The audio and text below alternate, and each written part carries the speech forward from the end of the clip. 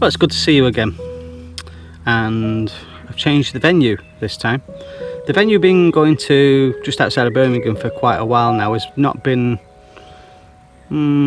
quiet enough to do this. Maybe it's the vlogs that I've been doing, they've got more and more people fishing the lake. This could be a point. It might happen to this place, I don't know, we'll see. So anyway, this new place that we're fishing is a bit of a stunner really. I'm going to show you. There you go. Stunning, isn't it? This is reservoir. Quite big really. I think it's about 80 acres or something like that. So it's a good old-fashioned English lake, which has got some nice carp in it. Bream, roach, different species. So hopefully we'll catch something. I'm trying something a bit different as well. Well, I'm not, Flynn is. I'm trying some zigs. What are zigs? Americans are starting to watch this, and I don't know why, but you know, we do different kinds of fishing there. We don't have the bass fishing, which I'd love to do.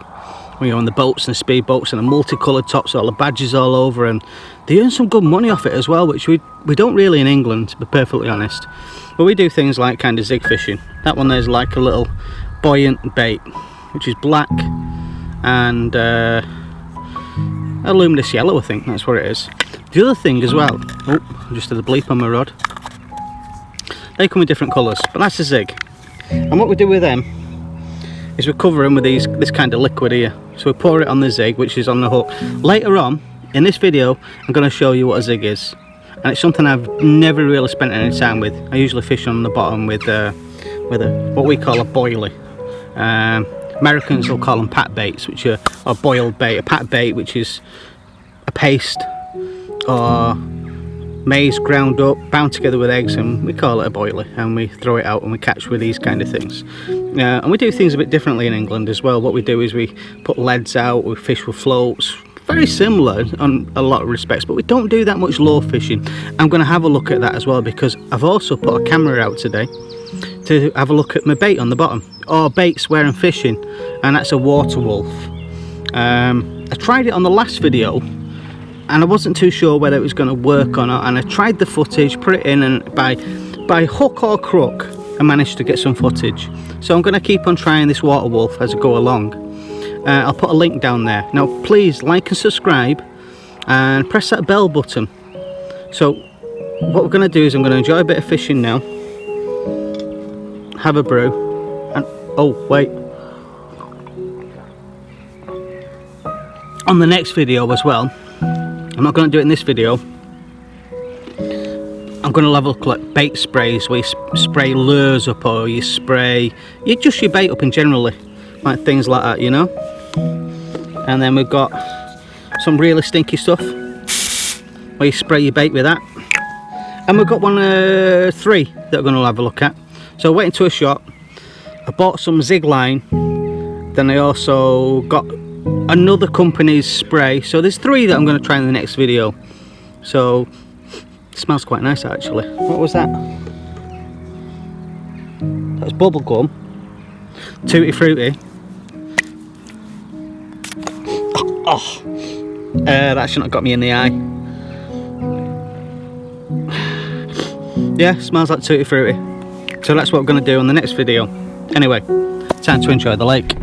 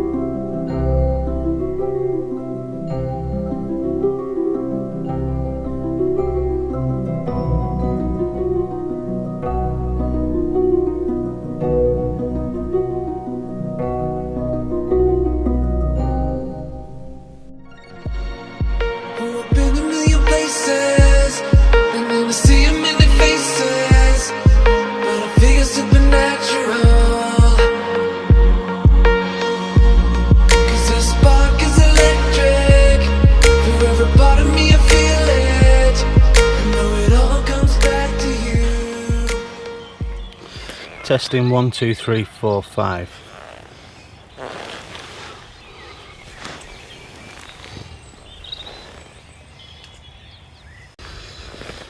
Well, it's early morning, the sun hasn't quite come up, and what we've got is a bit of a mist around the water at the moment. I've currently got a time lapse on the go, and I've got the light set up so you can see me as well, set just behind the camera.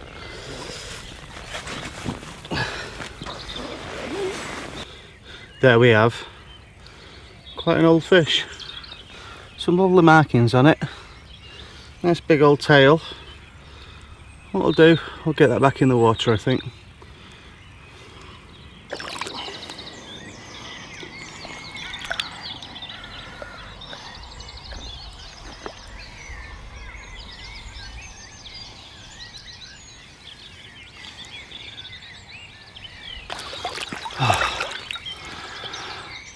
Put the rod back out, I think, 8 to 20 wraps. A little bit of a gravel spot straight out in front of me, so the light's working. Hooray! Since I've got that right. So I'm tired. I struggle with early morning fish. I'm fishing the night. What time is it? 4 o'clock in the morning. The mist is over the lake. Moon's still up. Camera's on time lapse. All's good. See you in a little while. Talk about zigs. I've not got all my functions yet, but a lovely start to the day. Look at that. Can you hear the birds singing?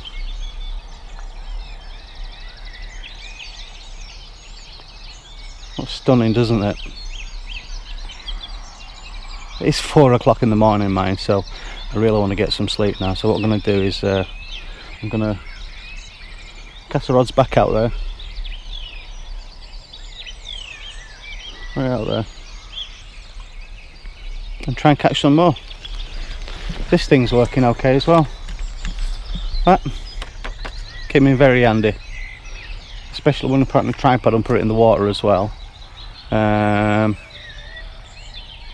I've not got a team of people here helping me, it's just me. Flynn. Flynn's fast asleep. You know, he didn't want to get up for something like that. That's Flynn.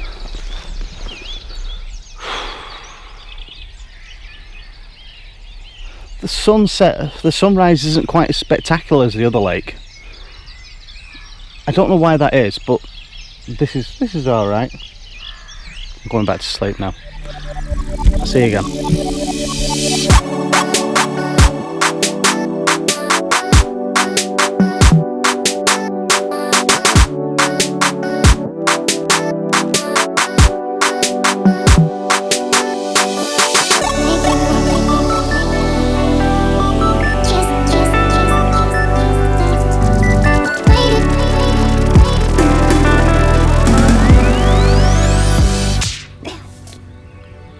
Quarter to 8. I caught up in a little bit of sleep. The ducks kept on waking me up. Flynn's now awake and he's playing on his tablet.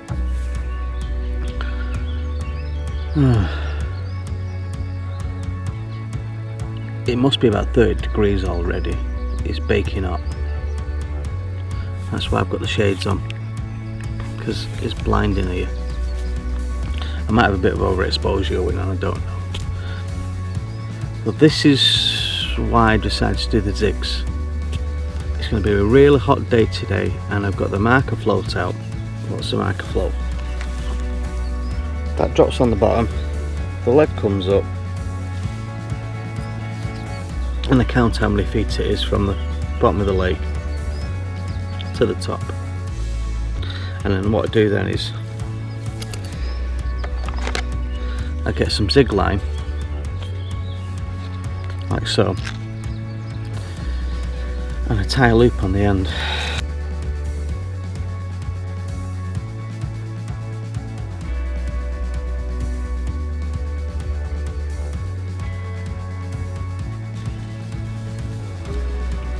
And then I get a size 8 small hook. A size 10 might be better, but I haven't got any, so I'm going to have to get some size 10s. And what you want to do is you want to get that zig. In fact, to give you a little tip on this, let's put the zig on first. This is something I don't do every day, to be perfectly honest. What colour should we go for? I'm going to go for white and black on this one.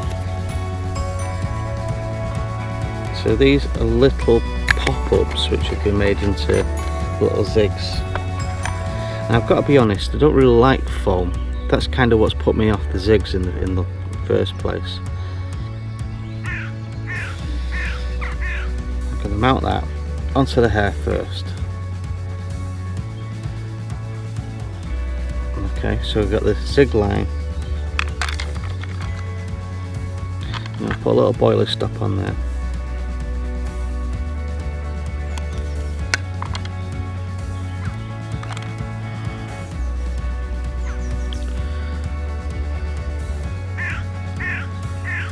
Like so. Now why have I done that? Because then I can do a knotless knot, and I want this to be sat just like that. Yeah? So what I'm going to do now is I'm going to measure off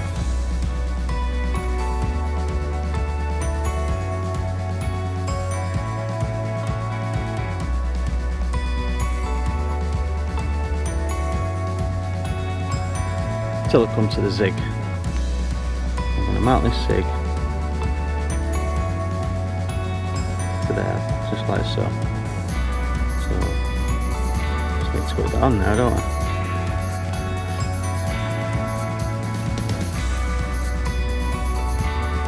Put the little end back through the eye.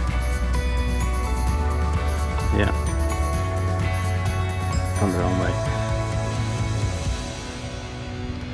Make sure you come from the back of the eye, facing towards the point of the up.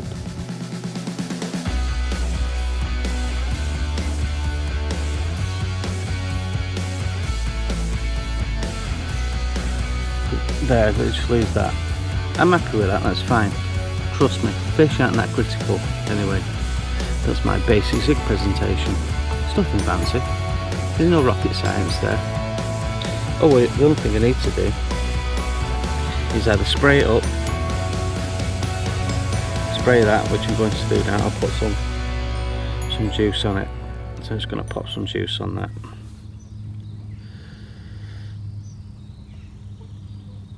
There we go, that's it.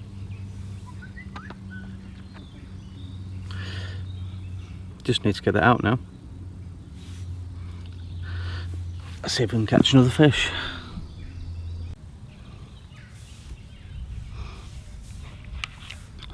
There's another one all set up. Gone for a red and black combo on that one. It's not complicated, is it? That's going on.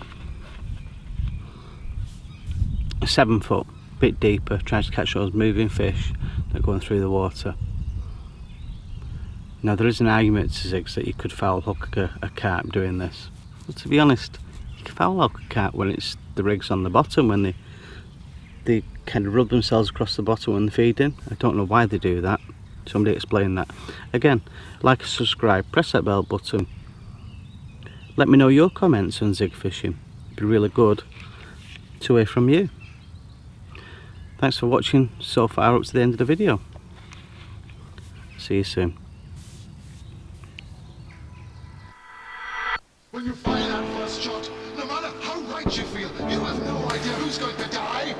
You don't know whose children are going to scream and burn. How many hearts will be broken? How many lives shattered? How much blood will spill until everybody does what you're always going to have to do from the very beginning? Sit down and talk!